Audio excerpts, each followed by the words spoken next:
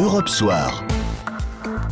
Il est 19h12, Europe Soir continue avec vous, Nicolas Poincaré, et tout de suite, place aux photos sonores. Les photos sonores de Benjamin Muller. Bonsoir Benjamin. Bonsoir Nicolas, bonsoir à tous. Tout ce qu'il ne fallait pas manquer à la télé, à la radio ou sur Internet au cours de ces dernières 24 heures. Et on commence avec un extrait du reportage diffusé hier soir dans Envoyé spécial sur France 2, un reportage consacré à la traque des homosexuels en Russie, avec notamment l'interview de ce député qui est à l'origine de la fameuse loi interdisant la propagande homosexuelle. Son objectif est clair, éviter que son peuple veuille s'inspirer de la France et souhaite légaliser le mariage gay. Écoutez donc ce député. Quand une infection sévit, comme la grippe par exemple, elle démarre dans un pays, puis elle s'empare d'un continent entier. Et les pays qui ne veulent pas être contaminés par cette infection font des campagnes de vaccination. Plus grand tu ouvres les portes de l'enfer, plus vite tu y tombes. Les portes de l'enfer, c'est quoi ? Eh bien, je dirais que le portier, c'est sans aucun doute Monsieur Hollande. Il légalise le mariage homosexuel. On ne peut pas appeler famille l'union d'un homme et d'un chien, d'un homme et d'un aspirateur. C'est pas une famille. Voilà pour la nuance de ce député russe hier soir sur France 2. On a déjà entendu ici même des extraits du journal de bord de Jean-Marie Le Pen qui chaque semaine répond sur le site du FN aux questions d'une militante du parti. Eh bien, cette militante, elle s'appelle Marie Derbé de Tain. Elle est candidate au municipal dans une commune de la Sarthe. Et récemment, une photo d'elle faisant la quenelle a été diffusée sur le net. Du coup, France 3 Maine est allée lui demander des explications que voici.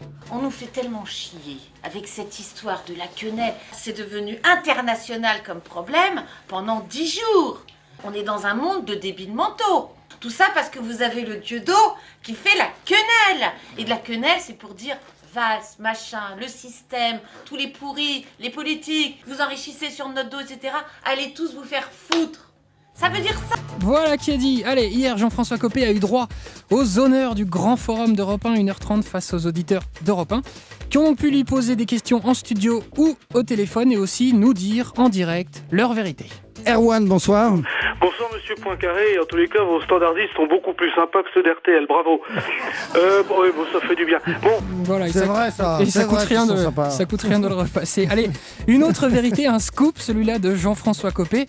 En fait, Copé, c'est un gars sympa, c'est lui qui le dit. Est-ce que Canteloup vous fait rire quand il vous imite presque un matin sur deux, en train de nous dire, nous, à Europe 1, Radio Bobo, Radio Gaucho. Vous l'avez déjà entendu, non ? Oui, mais de manière générale, je suis très fan des imitateurs depuis toujours, et donc évidemment de Canteloup, comme d'ailleurs de Laurent Gérard. Et il vous imite généralement en gueulant les journalistes, ce que vous n'avez pas fait ce soir. C'est vrai, alors que regardez, je le fais jamais. Non, pas ce soir en tout cas. Je suis un bon gars, moi. Je suis un bon gars, dit Jean-François Copé. Et enfin, une histoire de fou.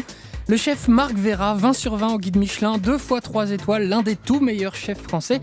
Il vient d'ouvrir une maison d'hôtes. Or, la loi impose une formation de cuisine avec des amateurs lorsque vous ouvrez une maison d'hôtes. Or, il n'a pas fait cette formation. Du coup, écoutez la suite. Il est interrogé pour Europe 1 par Marguerite Lefebvre. Les gendarmes sont arrivés en me disant « Attendez, vous devez faire un stage. Hein. » J'ai cru que c'était une blague, moi. Non, mais c'est un truc de fou, quoi. Ça, c'est la France. Oh, ce qu'il y a de plus beau, quoi. Ça fait rire tous mes amis qui n'en reviennent pas de cette histoire. Ils n'ont jamais eu un truc pareil. Je dois faire ce stage. Je dis simplement, est-ce que vous voulez que je le fasse comme élève ou comme professeur? On va peut-être pouvoir se marrer quand même, non? Voilà, des meilleurs cuisiniers du monde obligés de faire un stage de débutant en cuisine. C'était dans les photos sonores de Benjamin Muller. Dans un instant, un peu dans le même